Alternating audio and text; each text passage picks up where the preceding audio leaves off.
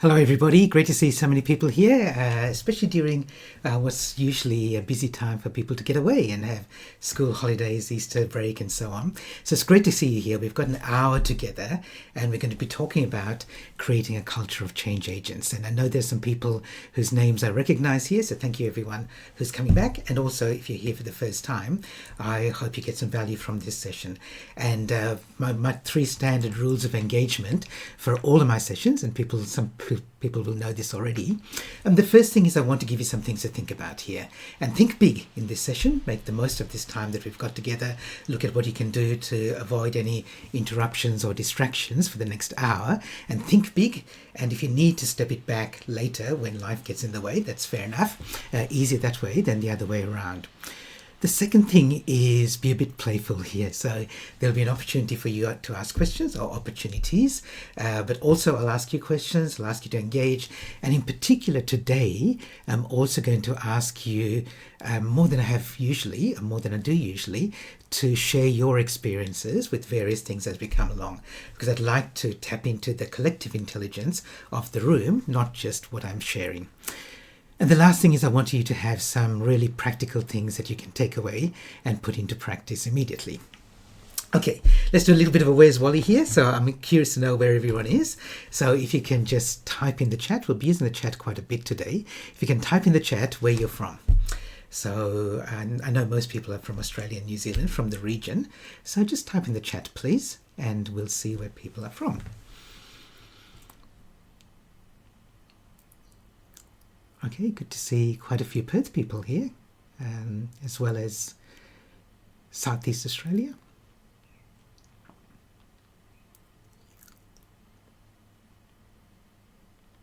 Good. Thank you. So wherever you are, I hope you enjoy the session. So what we're talking about today is about change. And I'm going to start by asking you the question. This is for you. How does your team feel about change? And I'm going to ask you, rather than typing in the chat, use the emoji reactions that you've got in Zoom to give me an idea about how your team, not about you, but how your team broadly feels about change. If they had to represent it with an emoji, what would they use? What emoji would they use? So use the reactions there. And I'm curious to know what you think, because I reckon you got a pretty good feel of what your change culture is. Okay, pretty cool about it. Good. Yeah, a little bit of side eyes. And yeah, okay. So there's a range. There's a range here, which is interesting.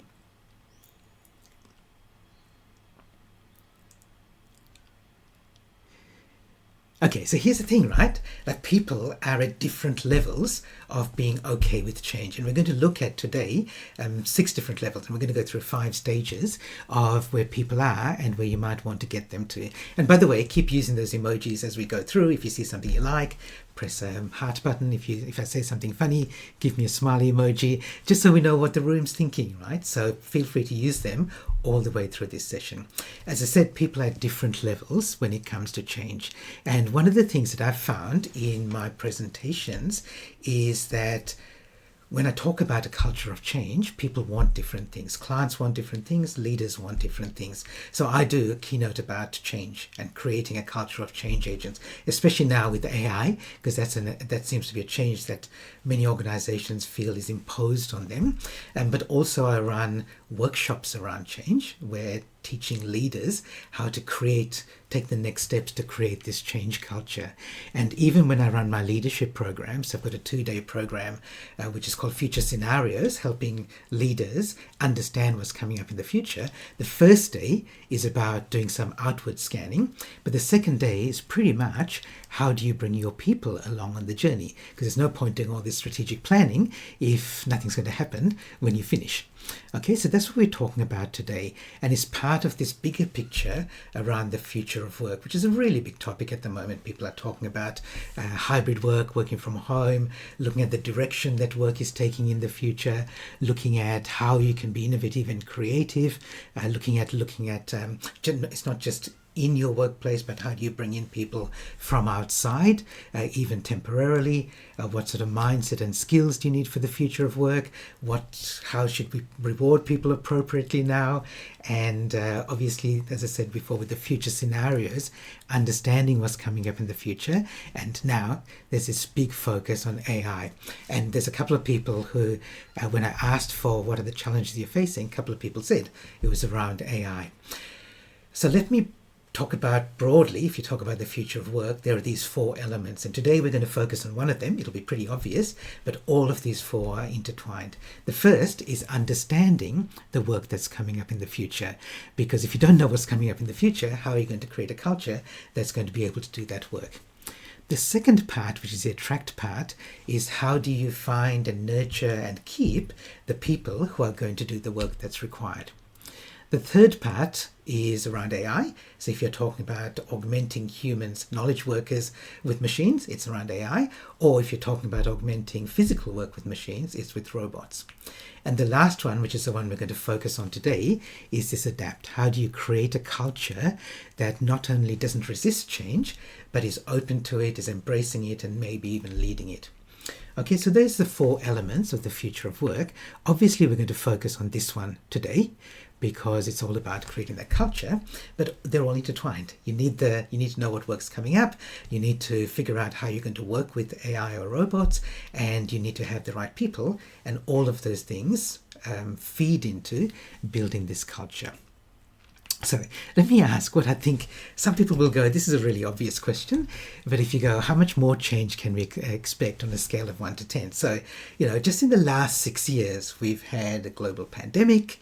6 years ago, we've had AI being publicly available to everybody. A few days ago, we had the leader of a nuclear nation threatening to destroy civilization overnight. So we've seen all of this change, and all of this change is affecting us. Some of it's good, some of it's bad. If I asked you on a scale of 1 to 10, where say 5 is we're going to have about the same level of change that we've had in the past, and then anything higher than that is we're going to get even more change at a greater scale and faster, and less than 5 is we're going to get less change than we've had in the past. Where would you rate yourselves on a scale of 1 to 10? Okay, and I guess this is a silly question, right? Like some people are going 10 plus. And it is a silly question in some ways because we know that we've got a whole bunch of change coming up. Yep, not surprising that it's that is that high, right? And that is the case. That is the case. And this is me putting on my futurist hat saying, you ain't seen nothing yet. Okay, we're going to continue to get this kind of change. Thank you so much for sharing that. And that means that we need to develop that skill of change. I did ask some people beforehand, I've asked everyone beforehand, if you've got what's your biggest obstacle and challenge that you're facing at the moment. And I've got 3 of them here. I'm not going to say who it's from. I'm going to keep this anonymous, but I'll tell you what they said for a couple of reasons. One is I do want to keep it anonymous, but the other reason is I don't know their circumstances. So I'm going to be a little bit unfair to the people who sent me these because I don't know their circumstances, so I don't know the exact solution, but I'm going to do a bit of mind reading and pretend I know so that we can use them as examples. So here's the first one. And the thing is here, like how do you sustain motivation when you've got the ongoing change, right? You've got this real sense of ongoing change, uncertainty, and a real sense of instability. And the next one here, the next 2 are actually about change being imposed from above. There's been a restructure and that's creating opportunities, but it's also, as you can see there, this person said morale is under pressure because there's this change happening. And the next person, and I know that they're here in this session today, is saying that they work for an organization where there's some AI change being imposed from above, but it's not really useful, it's not really helping. Okay, so we'll talk about those things as we go. I'll bring them up, and I might bring them up in inappropriate places for those 3 people because I'm kind of mind reading and trying to guess where they are. But if you see yourself in any of these situations, you'll find this useful for you when we get to that point. Okay, My mate Max Hitchens was one of my very first clients when I first went into business. And my first business was as a web developer, web designer. And Max was he was my second client. He got me to build or rebuild his old website. And we've become friends since then. And Max is, for people who don't know Max, one of the nicest people on the planet, and a real expert in marketing, particularly marketing for the hospitality industry. So pubs, clubs, those sort of organizations. He used to help them with very innovative and clever marketing tactics. And I remember at the time of the GFC, this is a while ago now, around about 2008, 2009, I interviewed Max for my podcast, and I was saying businesses are struggling, and one of the things Max was very smart at was helping managers and leaders get ideas from their team members and then share them. And I said, how do you get people to do that, Max? If you're a leader or a manager, give me some advice, or give us, the listeners, some advice. And Max said, look, the first thing to understand is that you can't just snap your fingers and expect your team to be innovative and come up with great ideas. You've got to build that culture of change where people are open to it and they're thinking about that. So then when you ask them, they're more than happy to share their ideas. Okay, so here we're talking about this culture of change, and it's about making sure that you help people with these skills. Right? So I'm going to share some research that was done by McKinsey, and it's about investing in teaching your people skills of adaptability. It's like if you had a new salesperson or you promoted somebody to a sales position, presumably you'd give them some sales training. If you promoted somebody to a leadership or management position for the first time, you'd give them some management training. So if you know that sales and leadership is coming up in the future, you give them that training. If you know that change is coming up in the future, well, wouldn't it be a good idea to invest in adaptability skills, teaching them how to be change ready? So I'm going to give you tell you what McKinsey found a couple of years ago, but we'll do this as a poll here.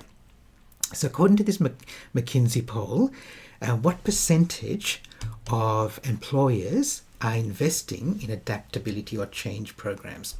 Okay, so if I'd like you to type A, B, C, or D in the poll, and we'll see what McKinsey actually said. Okay, so most people are guessing pretty low. They're pretty pessimistic, but pessimistic and accurate. So the actual answer was 16%. Okay, so the correct answer, the closest answer is A, right? 20%. The first person to say that was Steve.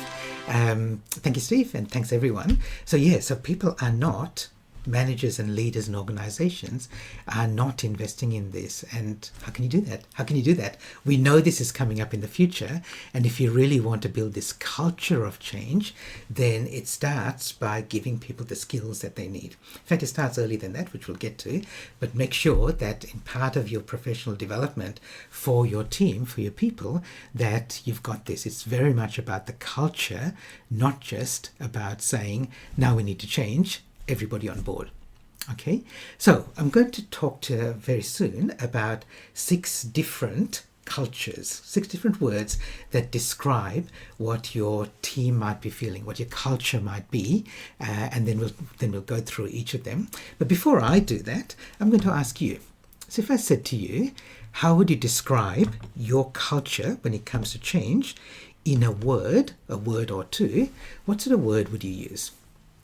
Okay, so for example, the first one I'm going to say is your team's resistant. So that's a resistant culture. So those are sort of words I'm looking for. How would you describe your culture? Good, we've got open, which is good. Yeah, empathetic. So we've got wary and weary. Yeah, they're different. Reactive. Yeah, overwhelmed. Glad to see a few people saying open, which is good. That's the thriving side of it. Sophie says whelmed. Okay, good.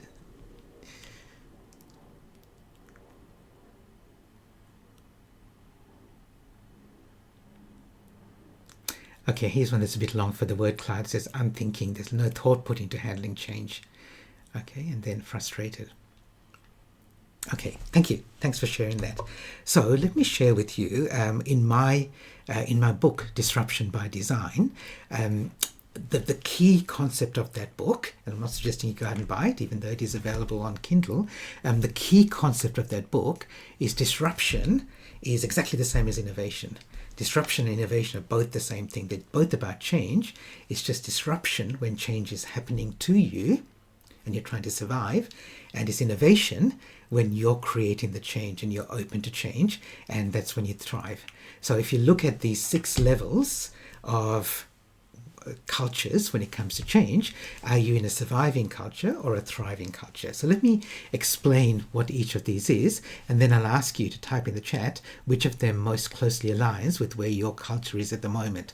The reason for that is not just to share it with the rest of the room, but because the steps that you're going to take will depend on where you are at the moment. Like, it's where you start from, right? So the first one is this resistant culture. So these are people who don't want to change, and they push back against any sort of change. They just don't want to. They know changes have. They know that things are changing, but they don't want to change themselves.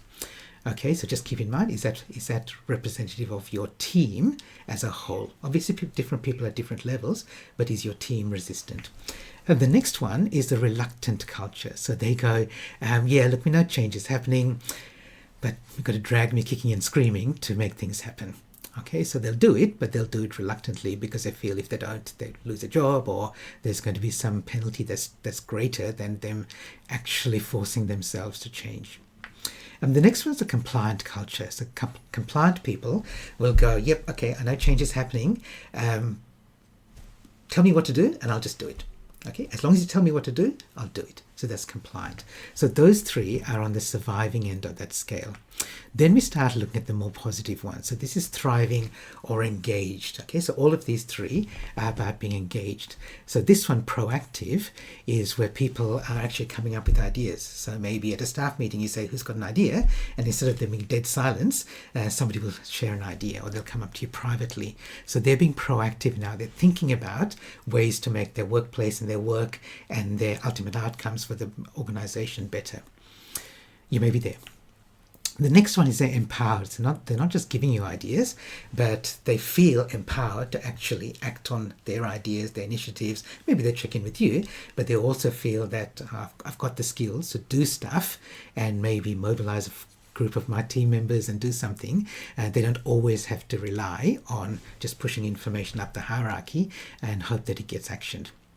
And the last one is that they're inspired. They're at a place where you have to push them out of the door. You have to force them to take leave because they're so embedded and immersed and inspired by the work that they're doing because it aligns with their passion. Okay, so those are 6 different levels of change. Have a little think about where you fit, where you think your team fits, and I'm going to give you a poll in a sec. Just give you a couple more seconds to think about where you're at. Okay, let me hide that so we can see the poll properly. Okay, and there's no right answer to this. Okay, and so honestly, where do you think you're at? Okay, are you resistant A, reluctant B, compliant C, proactive D, empowered E, and inspired F?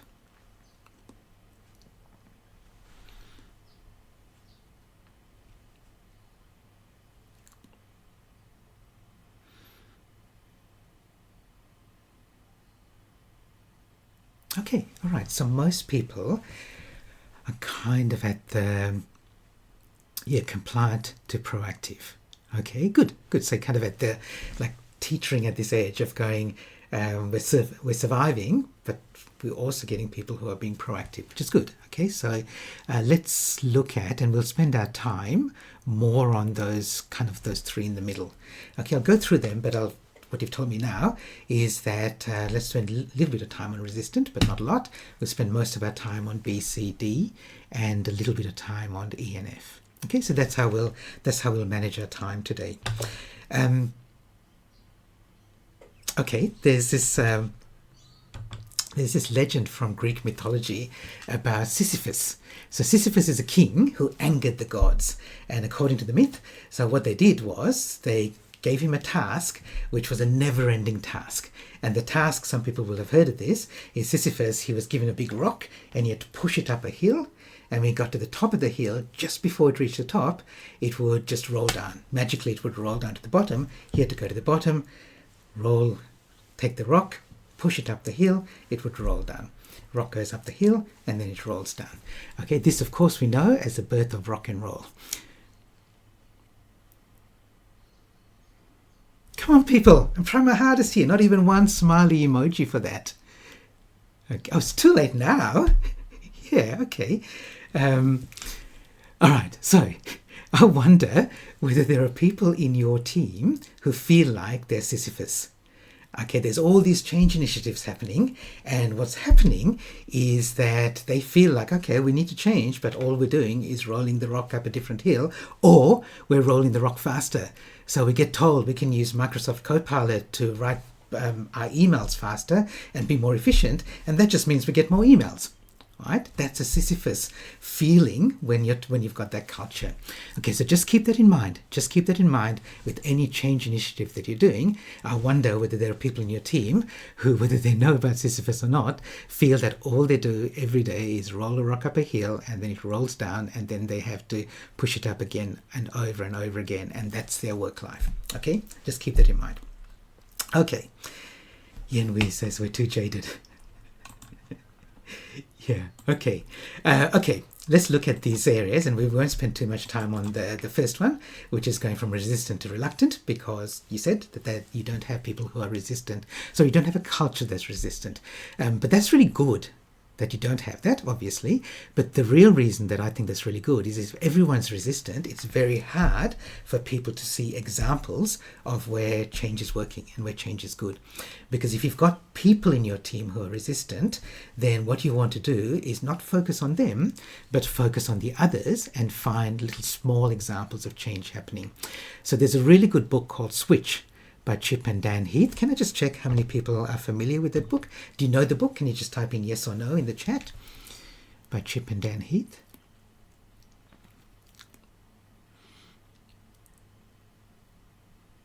Okay, so it's mostly no's, which is interesting. I reckon you should read the book because it's old now. It's probably a decade old, which is old by our standards now. But they talk about these 9 principles of making change happen. And you can read the subtitle, how to change things when change is hard. And the first one they call Find the Bright Spots. Find examples of change that's worked successfully and then highlight them. So share your success stories.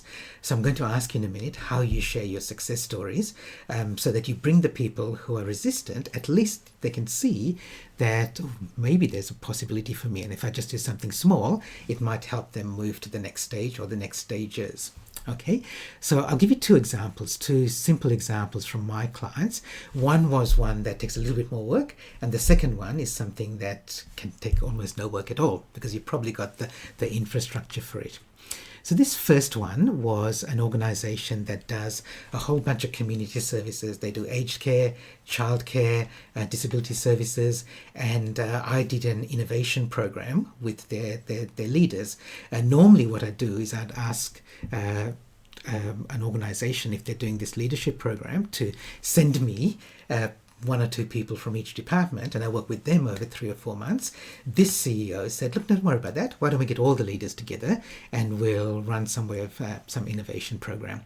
So I won't go into all the details because the point I want to make is that we had 2 sessions. They came together the first day and they were using AI for this. They came together, each department came up with an AI project, and then 4 weeks later we had our second session where they pitched that project to the rest of the group, rest of the leadership, and also pitch it to senior management to see which ones that were worth funding. And it wasn't like only one gets funded. The CEO said, look, if they're all good, we'll fund them all, right? And one came from this childcare team. So they would take 3 hours every time a new child got enrolled. It would take 3 hours to write up a development plan for them. And they came up with a way of reducing that from 3 hours to 15 minutes. I won't go into the details because it's not relevant today, but then they shared that idea at our second session.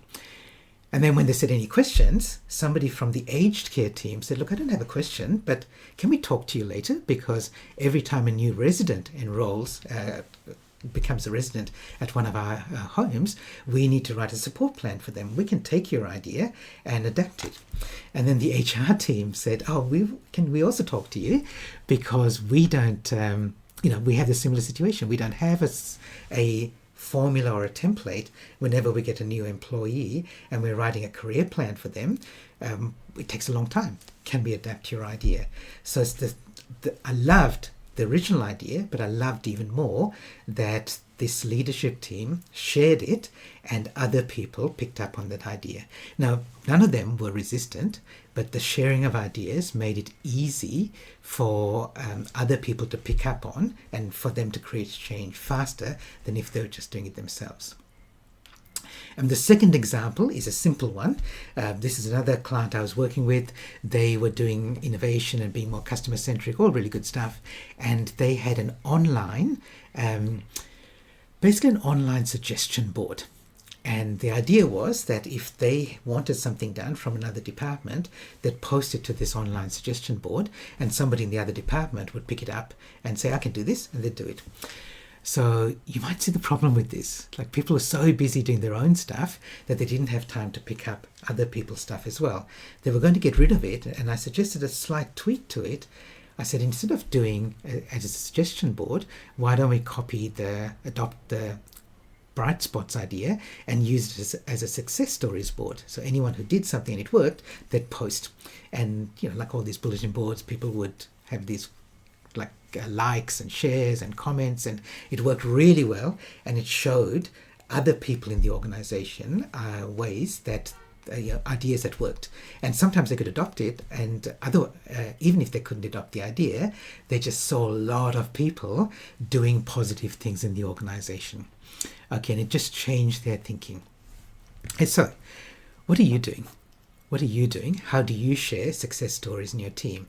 And I'm really interested in you sharing in the chat. How do you share success stories in your team? What's your method?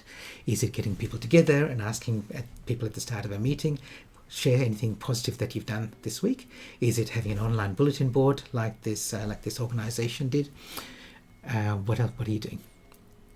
Okay, I'm just going to stop and give you the chance to do that. How do you share success stories in your team?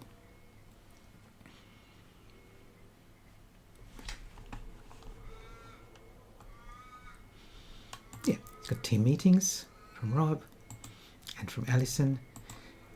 Sophie, great. Share a win section of our team meetings. I don't think it was the organization that I did that with, even though we worked together. Team face-to-face meetings, great. And I reckon that's a really simple thing to do, right? Just start your meeting by going, anyone got any positive stories to share? Yeah, so Steve, you're right. So MS Teams chat is exactly like those bulletin boards. They weren't using Teams at the time, but they were using something else, but exactly the same idea.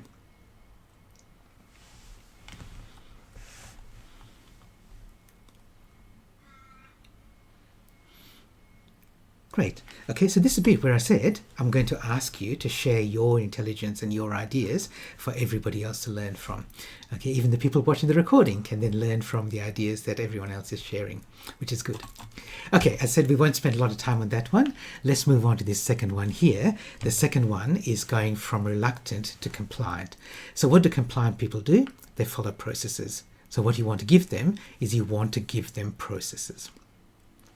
Let me share a little bit of research that I think is an amazing piece of research. It was done about 10 years ago when the researchers were looking at what causes stress in people.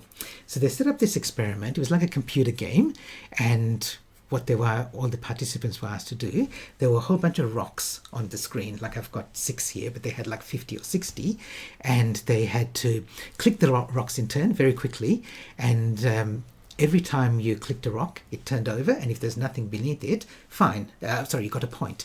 But some of the rocks had snakes underneath them. And if you clicked the rock with a snake, you got penalized, like you lost a point. But also, I don't know how they got ethics approval for this, but they had all the participants hooked up to a little machine that would give them an electric shock a little electric shock every time they clicked a rock with a snake under it. Okay, and then they measured the stress levels of all the participants. But that wasn't the real experiment. What they then did was they said in round 2, they split the participants into 2 groups, and they said, so in one group, what they did was they're playing the same game as before, with the same original rocks, but they added more rocks. So this is scenario A.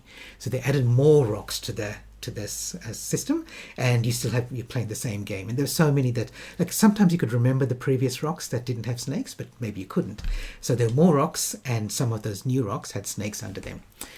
Scenario B, the other half of the group, they had the same 50 or 60 rocks that they had before, but what they did was they moved the snakes around randomly. So now you didn't know whether a rock that previously didn't have a snake, that got your point, now might have one. Okay, so that's scenario B. So the question was, and this is what the researchers are really looking at, which one caused more stress? And I'm going to ask you to guess. Which was more stressful? The situation A, where there were more snakes, or scenario B, where there were the same number of snakes, but there was more, they were moved around now, so there's more uncertainty. And I think everyone has gone for the right answer. Yep, exactly. Okay, so what they found was what they found more stressful was things that were previously safe are no longer safe. Okay, and this is exactly what people are finding when they come to using things like change in general. It's almost like the new things that are happening aren't necessarily new, but they're like the things that we thought were safe are no longer safe anymore. Okay, so I'm going to kind of do a bit of mind reading here. So this person here who said, we've got all of this overlapping change, and it's creating change fatigue, it's creating uncertainty and instability. And a lot of that, again, I'm kind of projecting here, but a lot of that for many teams is because things that were safe are no longer safe. So what do you do about that now? So a lot of people rated their team at this culture level. There's some research done by Google, which they call Project Aristotle, and they were looking at what high performance teams do best. And they thought, looking at Aristotle, what he said, the whole is greater than the sum of its parts. They were looking at how do you create these high performing teams. Google thought we get the smartest engineers, and they're the teams that are going to be the highest performing. Actually, they found something quite different. There were 5 things that came up in the research. I won't take time to share all 5 of them, but you can look up Project Aristotle later. One of them, it wasn't number 1, but one of them was dependability. The highest performance teams, they had this dependability baked into their team culture. They knew how other people would respond to their requests. So it's like if you know that if I ask you for a report by 2 p.m, I know that you're going to send it to me by 2 p.m. Not 2:05, because that might be too late for me to then share it at the Teams meeting that starts at 2, but I know that I will get it by 2 p.m. Or whatever. There might be a little lag in there, but as long as we can depend on it and it's consistent. Okay, so so a champion team will beat a team of champions. Exactly right? And part of that is they can depend on each other. By the way, the number one factor that was predicted a high performing team was psychological safety, that people feel safe in their team. We won't go into that today because it's a whole day workshop, but that was number 1. And I'm going to show you another one a little bit later as well. But dependability. So how do you do dependability in your team? Okay. So how does your team, like what sort of things do you have? What sort of norms do you have that mean that people can depend on each other? Okay, because this is what you need. So you need these processes, and there can be processes that are written processes. They can be unspoken ways that we interact with each other. But how do you do dependability in your team? Is there a rule that says if I ask for something by 2 p.m, that is absolutely 2 p.m, and every time I mention it, the time zone has to be in Australian Eastern Standard Time because we've got people all around the world. Could that be a rule? Like, what sort of things do you have that increase dependability in your team? Okay, it's not an easy question to answer, as we're finding here. Okay, so how do you do dependability? See what people are saying. So David says, yeah, matching competency to task. So that's the first part of it. And but then how do you make sure that that competent person, other people can depend on her or him?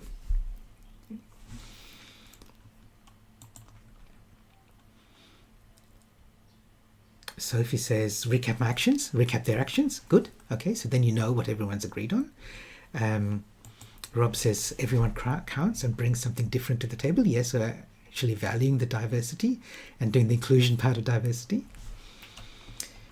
Lindsay, okay, interesting. So be the example, be that example of dependability so that you can't complain when other people aren't, right? Good. That's really good because, you know, people watch what you do as the leader or the manager. And we'll talk about transparency soon as well. Okay, so if you haven't got anything yet that you can write down, look at ways to increase dependability, because you may think this is not such a big thing to go, you know, if I say 2 p.m., then it has to be 2 p.m., but it makes a big difference to people. So figure out what matters and how you can create that dependability so that the thing that the worst part of this is inconsistency. Like you may have a favorite cafe, and I bet you it's your favorite because they can be dependable and they consistently make coffee to the same high standard. Right? You don't want somebody who can make the greatest coffee ever, and then you go back the next day and there's a snake in the cup, right? They make a average coffee, and then the next time is fantastic, and the next time is below average. Right? This is what dependability is. It counts for a lot. The research says it in Project Aristotle, and many leaders and managers don't think it's that important, and yet it is.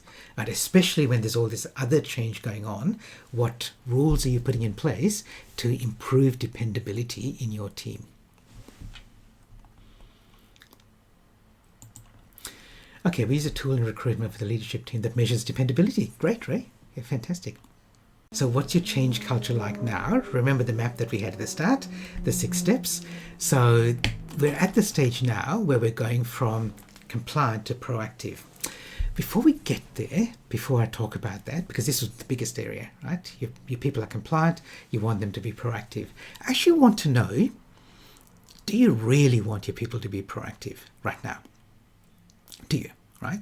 The reason I'm asking that is because maybe you don't. Maybe proactive is something you want in the medium or longer term, but it may not be something that you want right now. And here's the reason why. Okay, and let me ask you the question first. Do you want your people to be proactive? Okay.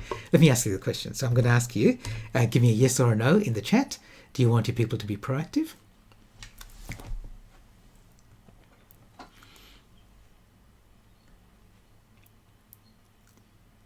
Okay, so most yeses. Okay, a couple of no's. Sophie's going, is this a trick question, Gihan?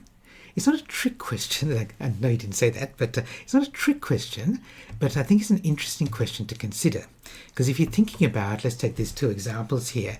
We've got this restructure in the organization. This person has got a restructure, and now their team has to do other things around managing client expectations, and morale's under pressure because this has been imposed from above. Same with the next one. So the other one that I showed you, an organization that's got these new AI customer experience systems, but they're not very useful, right? Now, does the organization, and do you as a leader, want your team to be proactive and say, okay, let's forget about this customer service system. I figured out a tweak that I can do in Copilot to do it my way. Okay, probably not. Right? You probably don't want that, and your boss probably doesn't want that either. Or there's been restructure, we've got some new resources, and there are these people who go, oh no, I'm just going to do this privately my way because my way has always worked and is better than trying to learn this new system. You probably want your people to be compliant there. Okay, so this is a really important question here. You want your people to be proactive because you're moving them on the thriving scale, but maybe not just yet. And if that's the case, be okay with that. Because once you get to saying, I want my people to be proactive, to take initiative, then what you really need is to invest time in building trust in your people. And trust is the first step. So there's a number of stages here to have a thriving team, and trust is one, authority is one. We'll talk about good judgment later, but trust is the first place to start. So if you go, oh, actually no, I don't want them to be proactive just yet, that's okay, but just own that, be aware of that. Okay, let's do a little activity here. Reed Hastings, who's the founder of Netflix, he wrote this book called No Rules Rules, and in there he talks about various scenarios, and I turned this into a little activity here. So I'm going to give you 3 examples of scenarios that Reed Hastings has mentioned in his book, and I'm going to ask you what would you do in these situations, okay? So, and then I'll give you the answers that Hastings gave. Okay, so the first one's here. So you're the owner of a startup company, it's going public next week, and you've always been open and transparent and shared your numbers with staff, but now if you share it and one of your staff members leaks some of the details, then the stock could crash, your IPO doesn't go ahead, and in fact it could have very severe consequences on their staff member. So what will you do? I'm going to ask you, just type in the chat, what would you do in that situation if this was your organization? Let's see what people are saying.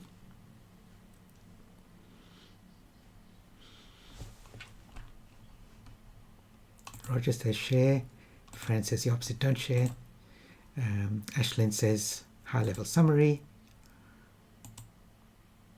Ian Wee says communicate honestly. Sophie says if you've always shared, keep doing it. Amelia, oh, good to see Amelia. I didn't see her at the start. Snuck in on one of the back seats. Share and warn of consequences. Ray says depends how much you trust your staff. Okay, good. Okay, thanks everyone. Okay, scenario 2, I'll give you the answers after we go through all 3 of them. The second one's this. So you've had an organizational restructure, and this one could actually risk some people losing their jobs. Okay, but it's not sure. It's not definitely going to happen. There's only 50% chance it will happen. So this is a simple yes and no question. Will you tell your team now? That's the question I'm asking, right? Even though there's some uncertainty about whether they lose their jobs, will you tell your team now?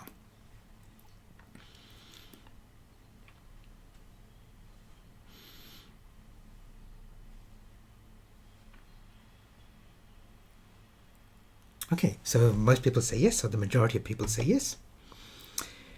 Okay, let's go to the third one. Okay, so you, as a leader, have hired and fired 5 people in the last 5 years, managers, so you're a senior leader, and then you realize, well, you've done some self-reflection, and you're self-aware enough to realize that this was all due to your poor judgment. Okay, do you admit this to the rest of your team? Okay, let me put up our poll counter again. Okay, here's almost 100% yes. It is 100% yes. You go, mea culpa, my fault. I take responsibility for this. Sorry, folks. Okay, that's what they're asking. All right, let's see what Reed Hastings said. So the first one, you start a company is going public. Are you willing to share the numbers despite the risk? And he says, yes, you do. You trust them. So he would. This is what he would do. You've got this restructure that could mean people lose their jobs. Do you tell them and risk losing some of your best people because they're looking elsewhere? Or do you wait and not stress them out? That's the positive of both of them. And he goes, yeah, you trust them. You tell them, treat them like adults and explain. I think some people said here, explain the context around it and the uncertainty, but let them make up their minds based on the knowledge that you've got. Okay, so you give them the information. Similarly for this, he goes, yeah, you trust them. You tell them, I made a mistake, and I'll own up to it, and I'm giving you the information now, right? And he's right, exactly what Henry said. Treat them like adults. Okay, so in all 3 cases, Reed Hastings goes, it's not only about trust, but you have to give them the information and then trust them to use it appropriately. Okay, so there's a whole bunch of stuff we can do around building trust, which we won't do today, but that starts with you being open with the information that you give people. Sometimes you're giving them information that's above their pay grade, like they might lose their job. Okay, but Reed Hastings says, build this culture where you trust people. So I want to know from people in the room, how do you share relevant information with your team. And I'm not just talking about the standard sort of stuff that fits in their job description, but sharing stuff that requires that you trust them to use that information appropriately. How do you share that information? Okay, I'm going to give you the chance to do that. Right? And some people will go oversharing. In fact, your boss might accuse you of oversharing and going overboard on that, but how do you do it? So meetings. This goes verbal one-on-one. Yep, one-on-one meetings. Yeah, and it's true, right? Like you might have people that you treat differently based on the level of trust that you have with them and the level at which their role and what they need to know. Okay, but it's more than what you need to know. It's going to what is more than what you need to know. Because sometimes in uncertainty and when there's a lot of change happening, leaders will go, it's better for me to hold back that information until I can give people stuff that they're with more certainty. And yet it's better when you're building trust to give people information but also have the knowledge and the confidence that they can act on that information appropriately. Okay, I'm going to go to the next one. So the next one here, this is another one that people said a little bit less than going from compliant to proactive, but this is related to trust, so we'll talk about this one and much less about the last one because there weren't that many people at that last one. This one here is about empowering your people, and this is about building their judgment. So it's not only giving them the information, which is step one, it's not only giving them the skills to act with that information, it's not only giving them the authority to act with that information, but knowing that when they use that information, apply their skills and act with authority, that you can trust their judgment. So this is my niece, Abby. So this is when she was 18, on her 18th birthday. She was now 21, and I taught her to drive. Well, I kind of did the first 10 driving lessons with her. Her parents, so my sister and my brother-in-law, didn't want her to drive when she was eligible to drive. They said, oh, no, don't worry, Abs, we can drive you around. You won't even have a car till the end of year 12 anyway. You can't afford it. So wait until then, you can get your license. But she talked to me, and then she persuaded her parents that if her uncle was willing to teach her, would they allow that? And they did. So I kind of took her around for the first 10 or so lessons, 10 or 11 lessons. Can I just ask, who in this room has recently, or over the years, helped a young person get their driver's license? Can you just see? It's really, so say yes if you have, yeah. So it's a really interesting experience because there are things that we take for granted that when you're learning to drive, you don't realize that at some time you had to go through this process before it became second nature for you, right? So it's really, it's a really interesting experience if you haven't done it. Lindsay says that she delegated to her husband, okay? So the thing with Abs was she was good. Like I took her around and like in Western Australia, you have to do 50 hours of supervised driving. So I kind of took her around for the first maybe 10 to 12 hours of that. And we tried different things, starting off in a car park, of course, empty car park, and drove around a little bit. But then we went on to the normal roads. We drove around at the time after school in suburbs where there's a lot of traffic there. We even, like towards the end, went on to like merging onto the freeway, driving at night. So those basic sort of things we tried out, and then I handed her back to her parents, and then they did like make sure that she got all her hours up and just had lots and lots of practice. And she sent me this little text when she got her license, I can drive, which is typical Gen Z thing to do, right? But I said to Abby, when I handed her back to my sister Iomi and my brother-in-law Neil, I said, Abs, you're a really good driver, like you're competent. Your biggest job now is to stay out of other people's accidents, right? And when you think about that, for most of us now, if we're competent drivers, and for the times that we're driving competently, staying out of other people's accidents is a really important thing for us to do. And the only way we can do that is if we apply good judgment. Okay? The only way we can do that, because other people supposedly know the rules of the road. Other people are supposedly concentrating, but we've got to be aware of what's going on and being able to make judgment calls as we do this. And I was really lucky. The second time that Abby and I went out driving, we came across a situation like this. So we were driving up, so she's in the driver's seat, driving up to a T-junction. It didn't have a stop sign, but Abby stopped because there's traffic coming from both directions. So she did the careful thing and stopped. And then she looked to her right to make sure there are no cars coming. We wanted to turn left. I hadn't got the confidence to get her to do a right-hand turn across traffic yet. We were just doing the easy turn left. So she was looking, and she saw another car coming. She waited for a few, and then she saw another car coming, but this one had its indicator on to indicate that it's turning left.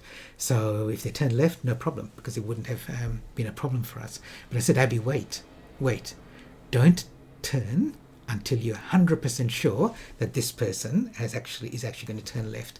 And luckily for us, in terms of learning, luckily for us, this person didn't turn left. They went straight across in front of us. And why? Maybe they forgot they had the indicator on. Maybe they changed their mind and decided, no, it's actually the next intersection. Maybe they put the indicator on too early and didn't realize there was another intersection before it. For whatever reason, Abby learned that day about the importance of having good judgment. So how do you know? You don't have to wait until they turn, but we all know now, instinctively, that person slowed down enough that we know that they're going to turn. Okay, and that's just a judgment call. So what's good judgment? So what you want to be able to do is when your team member comes to you and says, can I have help with this, or can we do this? Ideally, you go ahead, Abby, I trust your judgment. Okay, now, what does good judgment mean? So this is my definition of good judgment. Good judgment means that if you know that they should, so for the person doing the activity, if they know they should follow the rules, they follow the rules. If they know it's okay to break the rules, they'll break the rules. And if they know that they don't know which of those two, then they'll stop and ask you for help. Okay, so there's three things. I know when to follow the rules, I know when to break the rules, and I know when I don't know. Okay, so can you say to your people, I trust your judgment? And how much of that can you say? Okay, so what are you doing to build judgment in your people? So that's a question I'm going to ask you to consider. I won't ask you to share because there's lots of different ways that you can do that, but I will say, what's your role then? And I reckon your role is like this. So I'm from Western Australia, which is an Aussie rules state.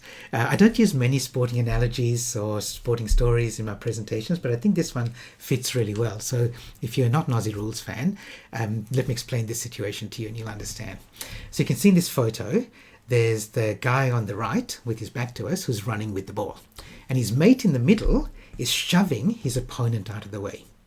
Now, in most field ball sports, that's illegal because you can't do that if you don't have possession. In American football, they allow it. It's called running interference. In Aussie rules, it's called shepherding. Right? So you're allowed to shepherd, in other words, bump an opponent out of the way if you're protecting the person running with the ball.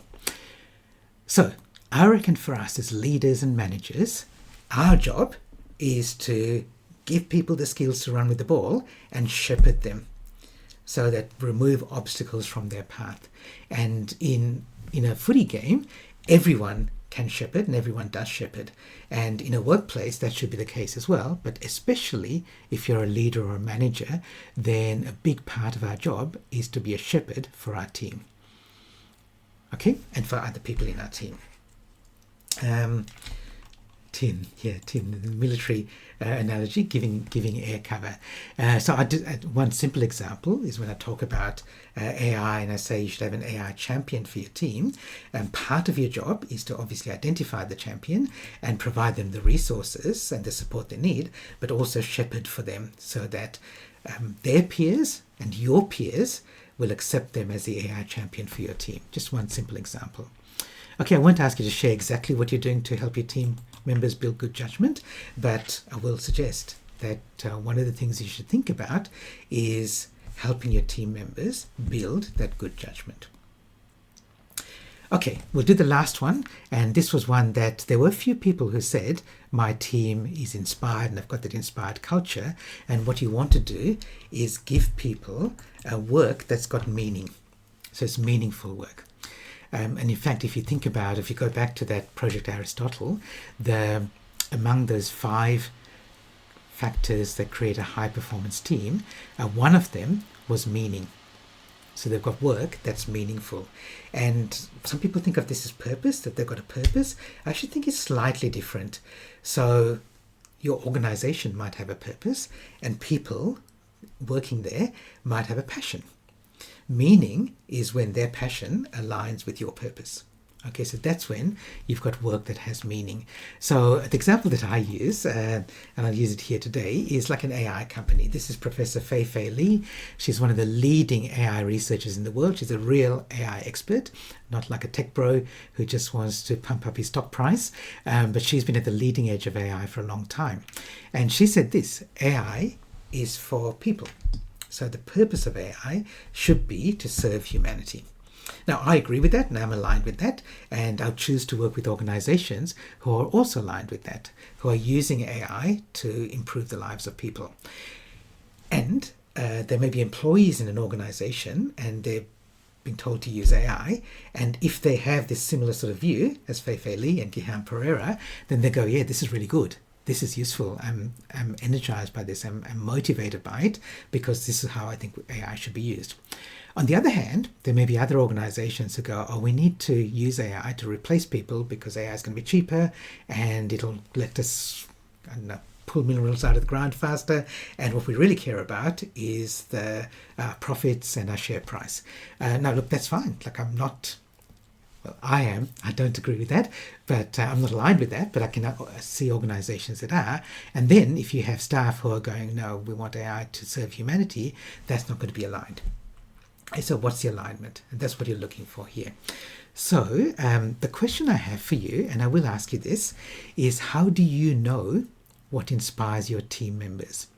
So if you've got 10 people in your team, actually 10's too many, but let's say you've got 10 direct reports in your team, do you know for each of them what inspires them? Why are they coming to work? Is it just to get a paycheck, which then supports their family and their community outside work, which is fine? Is it because they want to change the world through the work that they do? And if that's the case, that's fine. Or is it somewhere in between? So it doesn't really matter where they are. What matters is how do you know? How do you know?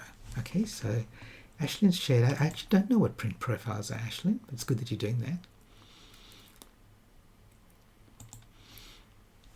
Yep, so Rob says you need to ask them. Absolutely, it's different. It is different for everyone, and you do need to ask.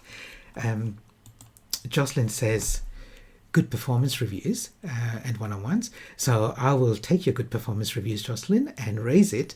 And I reckon build a culture of feedback. So you want a feedback culture, not only quarterly or annual performance reviews. Okay, and people say, okay, ask them, get to know them, talk with them. Steve says, so this is good, Steve. So you're in an organization, I know this, Steve, here, to improve client outcomes is a shared passion. So in other words, if you're not interested in client outcomes, then you probably wouldn't work with Steve's organization. Check in, ask. Yeah, okay. So this might seem obvious, right?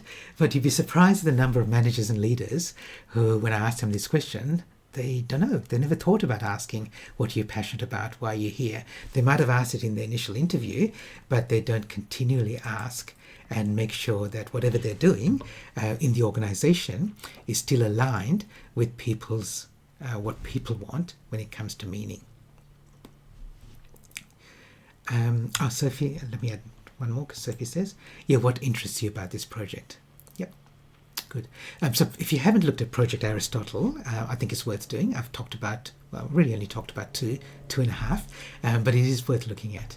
So before we wrap up, and we're right on time here, if you look at these 6 things, and you know where you said at the start of the hour, where your change culture is at the moment, and you might have some ideas now about where you'd like to get it to. And I've done it by saying, how do you get from 1 to 2, 2 to 3, 3 to 4, and so on. But it doesn't have to be. You could do a few things that will get people beyond just the one jump or the one step to the next level. They could jump over levels. Just don't do too much too fast, especially if they're down the low end of this, if they're the low energy end of being open to change. Okay, so can you share in the chat, just before we finish up, what will you do? Give me examples of something that you will do, that you will take away from today, that will help build that culture of change. So one practical thing that you will do, and it's worth sharing it with the others in the room as well, because they may go, oh, that's good for me as well. Remember, find the bright spots.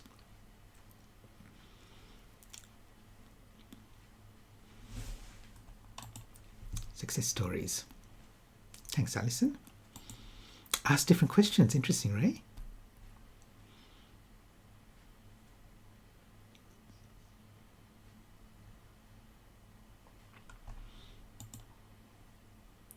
Share success stories, yeah. And you know, like, even though I talked about share success stories as getting people away from resistant to reluctant, it actually applies all the way across that spectrum. Dependability, yeah. Like, increased dependability. Post the team wins. Yep, internal social media. Ken, yeah, ask them when they felt inspired.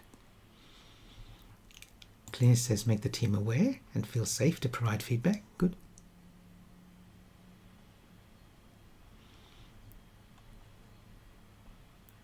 Talk about this session with them, David. So the session is recorded. You'll get a copy of the recording and it'll go on YouTube. Feel free to share it. Feel free to share it with anyone. Do check-ins, yeah. Yeah, keep asking, right? Like, don't assume that you know what their passion is and what their passion is now, especially in times of change. And you would have seen this through COVID as well, that people's priorities changed, what mattered to them changed. So keep checking in, because we're going to get more and more change like it. Yeah, Lindsay, thank you for that really empathetic response here. Allow plenty of time for the low battery people when communicating change. Yeah, and maybe you need to communicate it in multiple ways and over again for the people who are at that low end of that scale.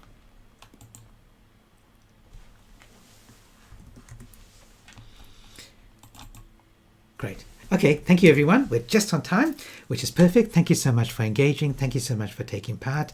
Can I really suggest to you that if you've got some ideas from today, please put them into action sooner rather than later. Get the momentum going and then see what happens. And can also suggest to you, don't start with a massive idea, start with a small thing. And my recommendation, and I do this in all my workshops as well, I say start with something small and don't even announce it. Just do it. And if it works, good, do it again or build on it. If it doesn't work, let it go and then try something else. Right? Set your expectations low so you can try lots of different things. Our world is changing so fast that it's very difficult to say we've got this prescribed action plan and all of these steps. So just start, try something, see what changes, and then do the next thing. Try again. Thanks everybody. Enjoy the rest of your day, and I'll see you in the future. Bye for now.